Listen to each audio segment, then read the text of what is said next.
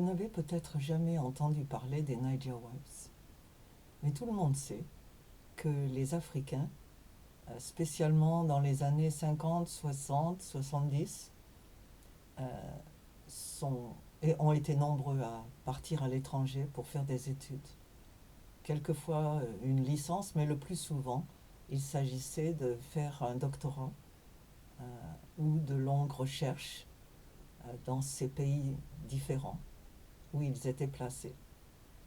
Et ces hommes ont rencontré des femmes et ont décidé de se marier. La plupart se sont mariés à l'étranger avant de rentrer un jour au Nigeria.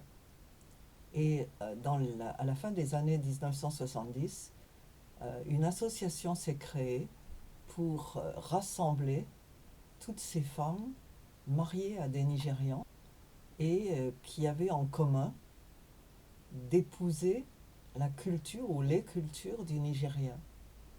Et celles qui étaient venues habiter au Nigeria, généralement après le mariage, avaient quelques difficultés à s'adapter.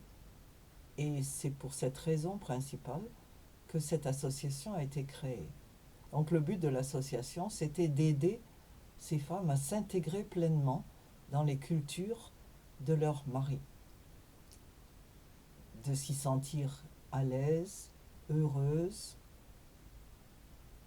À Nsukka, où j'habitais, j'ai été invitée à la première réunion de ces Niger Wives, Nsukka Chapter, comme ils appellent ça, le chapitre de Nsukka. Et nous étions, je ne sais pas, 12, 13, j'ai oublié le nombre, mais quand même assez nombreuses.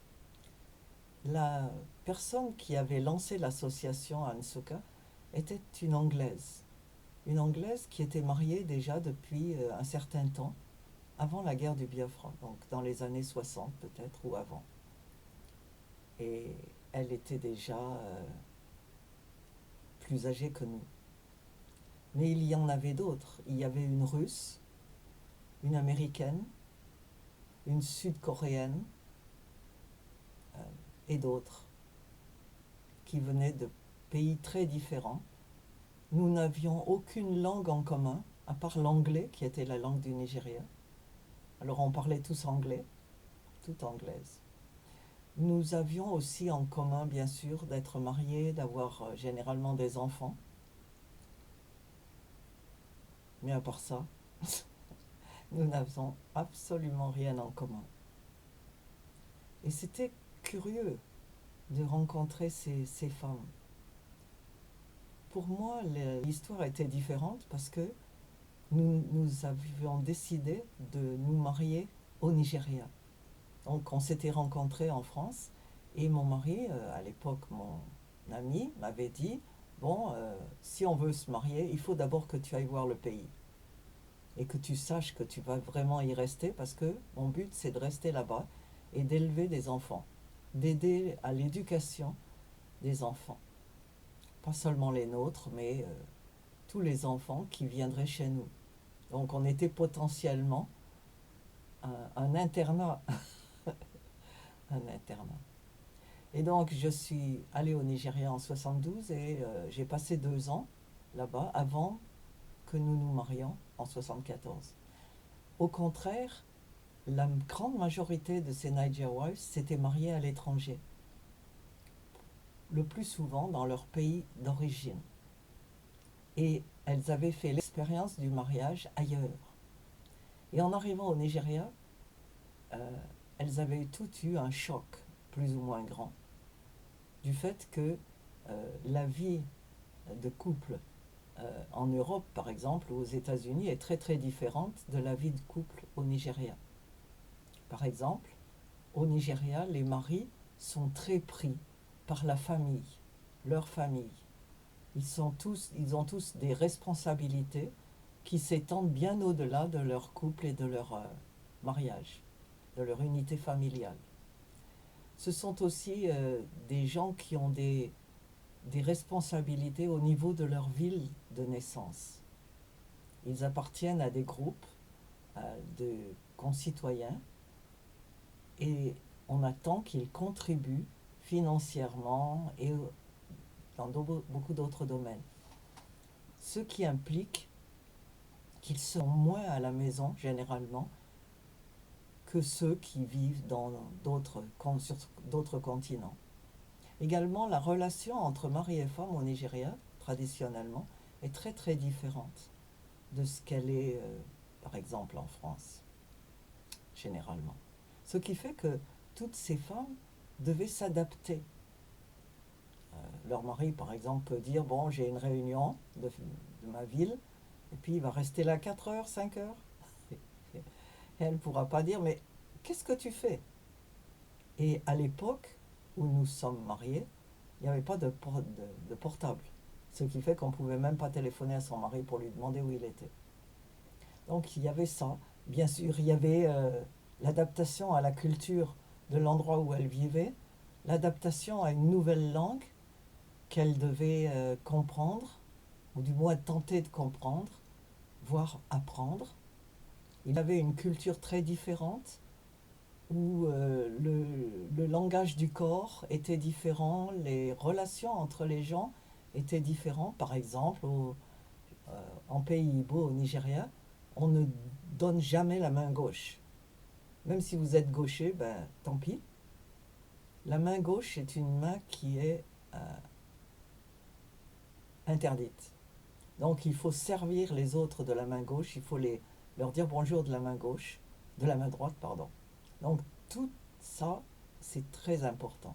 Il faut apprendre aussi tout ce qui n'est pas dit, tout ce qui est suggéré, attendu d'être compris dans une culture.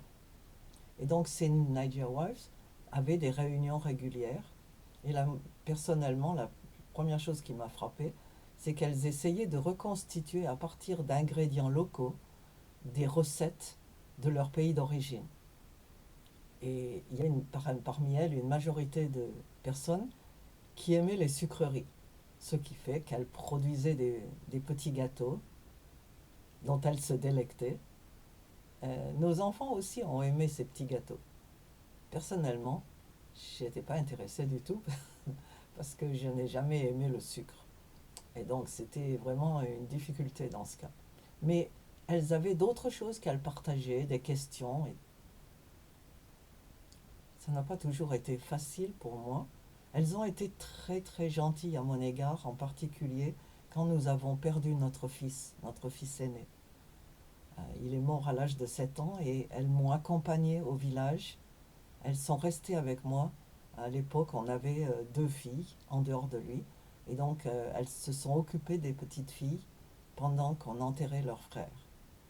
Elles m'ont soutenue pendant les funérailles et ça a été vraiment très important. Mais par ailleurs, j'avais quelquefois du mal à m'identifier à leurs expériences. Mais il y a, si vous lisez l'anglais, un livre que je vous recommande, c'est Home and Belonging, c'est-à-dire à la maison. C'est difficile de traduire. C'est une histoire de où est-ce qu'on se trouve à la maison. Qu'est-ce que c'est la maison pour vous, pour moi? Et donc ça, ce sont des histoires de Niger Wives, de plusieurs personnes, quelques 12 ou plus, qui ont raconté leur histoire, un peu de leur histoire. Et la dernière était française. Eliane venait de Sarreguemines, en Alsace-Lorraine. Et elle est arrivée au Nigeria, jeune, et elle y est toujours. Elle a aujourd'hui plus de 80 ans, et elle vit là-bas toujours. Et elle se dit, pourquoi pas qu'on restait jusqu'à la fin. Beaucoup d'autres sont restés, ont continué à vivre au Nigeria. D'autres sont partis. Il y en a beaucoup qui ont divorcé ou qui se sont séparés. Mais bien sûr, c'est toujours cette histoire-là qu'on va raconter. Mais si vous lisez ce livre, vous voyez que il y en a d'autres. Il y a toutes celles dont on ne parle pas. Parce que les gens heureux n'ont pas d'histoire, comme on dit. Mais c'est très intéressant de voir comment ces couples multiculturels se sont débrouillés pour vivre ensemble, d'une culture à l'autre, comme des passeurs de connaissances, des passeurs de langue, des passeurs de culture. Et je vous recommande ce livre. Malheureusement, il n'y a pas d'équivalent pour l'instant en français, mais on peut toujours chercher. Voilà. Ce livre a été publié en 2022, donc il est assez récent. Il y en a un autre, un gros livre, qui a été publié par une autre Niger Wife plus récemment, et qui est très gros. Il a plus de 400 pages. En anglais aussi, malheureusement. Alors, bonne découverte!